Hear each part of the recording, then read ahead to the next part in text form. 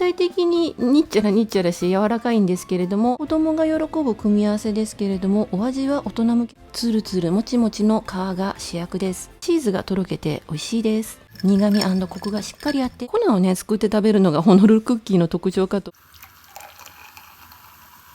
ごきげんよう、アスママです。コストコ購入品、アレンジやルーティンを交えてご紹介します。今週は2回に分けます。その前編です。チャンネル登録もお願いします。海鮮あんかけ麺1680円です。デリカの新商品です。中華麺の上にホタテとエビのあんかけ、ブロッコリーの量がインパクトあります。製造日は今日、賞味期限はあさってです。エビは13個、ホタテは7個。たくさんのブロッコリーとタケノコ、人参。視認しづらいですけれども、白菜と玉ねぎ。黒くて細いのはキクラゲだと思うんですけれども、それと椎茸っぽいのもあります。原材料にあんかけソースとしか書いていないので答え合わせはできないんですけれども、醤油とオイスターソースと鶏ガラスープで作るような中華っぽい味のあんかけです。麺は平うどんのように太い中華麺です。1日以上経過しててもブチブチとちぎれることなくしっかりしています。蓋を外して黒いトレーのままレンジで温めると書いてありますが、食べる分だけをお皿にとってレンジで温めます。すぐに食べられない家族の分は取り置きます。こういう時に1人分ずつ温められるお惣菜は助かります。温めると海鮮の香りが広がって食欲をそそります。麺は伸びてるような食感ですけれども、もちもちで、私はこういうのは結構好きです。濃いめの味付けのあんとの相性が良いです。全体的ににっちゃらにっちゃらして柔らかいんですけれども、具材それぞれの食感は生きています。美味しかったです。家族にも好評でした。トリュフクロケット&ポルペットーネ1980円です。トリュフソースを加えたコロッケとベーコンで巻いたミートローフの盆と正月が一気に来たようなゴージャスセットです。半年以上前から出ている倉庫もあったようですが、こちらは初めてです。なので新商品です。ポルペットーネは約 190g、 クロケットは約 120g です。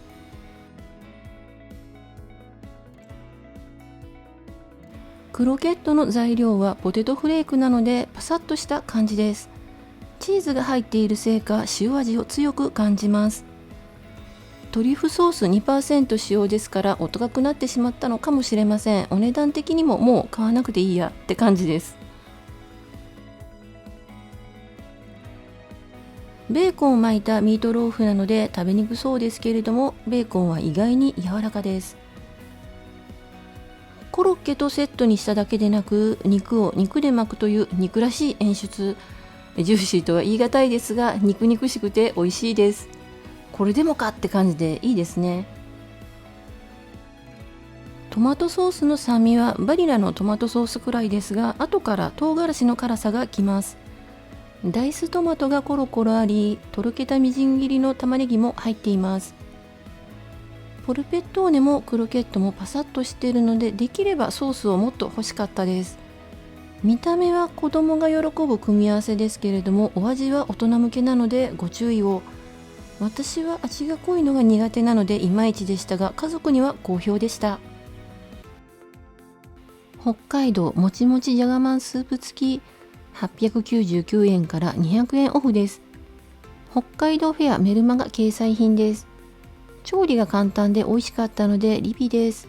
賞味期限は2023年の2月22日です。じゃがまんは24個入りですが2パックに分かれていて、スープは4パックです。3人分を作るので 1350ml のお湯を沸かします。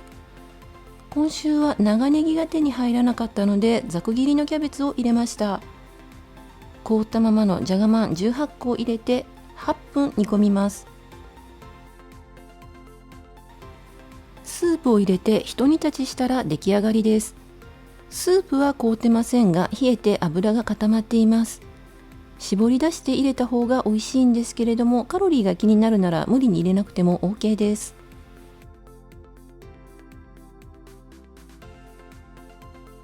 あんは少なめで、これは人参ですね。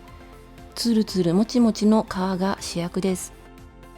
スープの量が多いので残ってしまいましたが、シンプルな味わいの塩スープなので、雑炊にしたりそうめんを入れて乳麺にしたりとアレンジがしやすいです。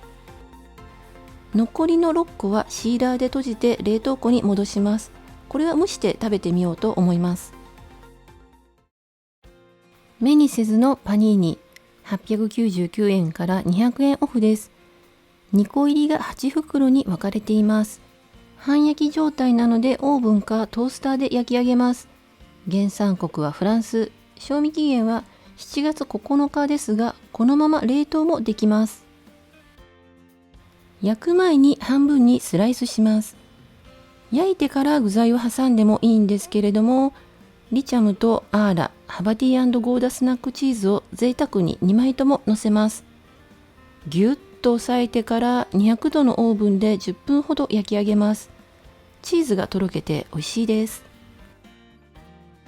アーラ、ハバティ&ゴーダスナックチーズ、1528円から330円オフは6月26日までです。このセットで買うのは初めてですけど、ハバティもゴーダも美味しいですよね。21.3g が24個入り、1個あたりは50円。原産国はアメリカ。賞味期限は8月30日です。ハバティが11個、ゴーダが13個です。ハバティはハバネロっぽい響きですが辛くはないです。クリーミーなチーズです。ゴーダの方が濃厚です。スナック用の個包装なので割高ですけれども、両方とも癖がなくて気軽につまみやすいチーズです。せっかく2種類あるのでコントラストを生かしてお料理に使うのもいいと思います。ピンクレモネード 330ml の瓶が8本入り、2098円から420円オフは6月26日までです。以前から気になってたので買ってみました。でも材料にレモネード感がないんですよね。ピンクは可愛いです。原産国はオーストラリア。賞味期限は2023年の8月19日です。金属キャップが硬すぎて開けづらかったです。細かな泡がシュワシュワっと出て痛みを感じるほどの強炭酸です。1本あたりのカロリーは29キロカロリー。やはりレモネード感はなく人工的なお味で美味しいとは言い難いんですけれども、熱くてすっきりしたものが欲しい時にはいいですね。ピンクかわいいし2回もいっちゃった。1本あたりが210円はお高いのでリピはないかなと思います。デーツ 900g 998円です。メルマガ掲載品です。主人が気に入っているのでリピです。大きさはプルーンぐらいで色味はレーズン。お味は干し柿に似ています。原産国はアメリカ。賞味期限は2023年の5月です。ナツメヤシの実のドライフルーツで甘みがあるのに GI 値が低く、ミネラルなどを多く含みダイエットに最適です。細長い種が入っています。干し柿と同様にクリームチーズとの相性も良いです。ラスカスクリームチーズとデーツのカナッペにしました。シェルインストロベリーとも合います。サラダや和え物などお料理にも使えます。タルタルシェルインストロベリー998円から200円オフです。メルマガ掲載品です。お気に入りなのでクーポンのタイミングで買うようにしています。ストロベリー味のデザートチーズですね。20g が20個入り、1個あたりは 39.9 円。原産国はフランス。賞味期限は8月28日です。シェル型パッケージが特徴のポーションタイプで使いやすいです。室温で柔らかくした方が塗りやすくクリーミーで美味しいです。フルーツサンドやオープンサンドのアクセントとして使っても可愛いです。山本コーヒー冷やしのコーヒー無糖1リットルが6本1148円から200円オフです。1本あたりは158円。昨年買ったすぐ後にセールになったので今回は待った甲斐がありました。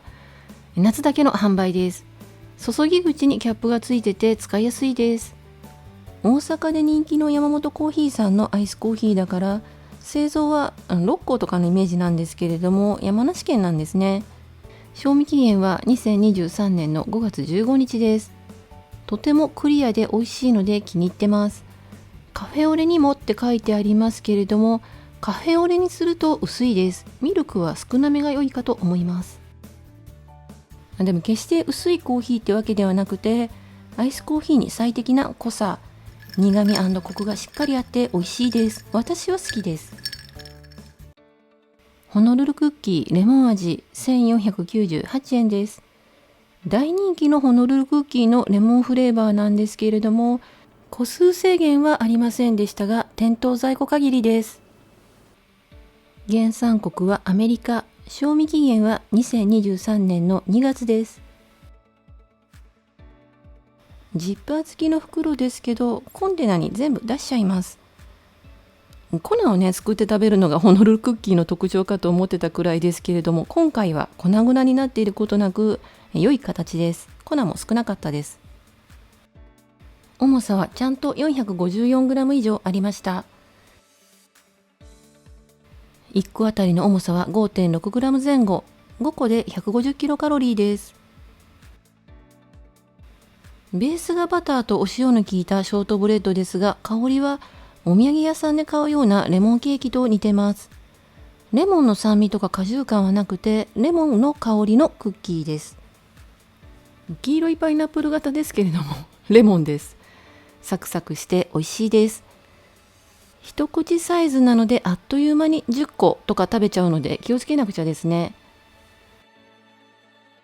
今週のお酒はサントリーシャンテールのマスカットスパークリングワインです。ファミマアプリでいただいたのでコストコとは関係ないです。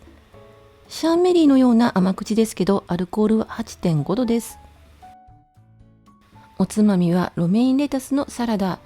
カナッペはトースターで焼いたメステマッハグレインブレッドにシェルインストロベリーとデーツ、クリームチーズとデーツを乗せたもの。そしてハバティ&ゴーダです。きゅうりの昆布茶を使った浅漬けです。毎週金曜日にまとめ買いをしています。レビューは数回に分けて編集完了次第アップしていきます。チャンネル登録をお願いします。概要欄にご紹介しきれなかった購入品も含めた価格情報などを載せています。お買い物の参考になさってください。今回も最後まで見てくださりありがとうございました。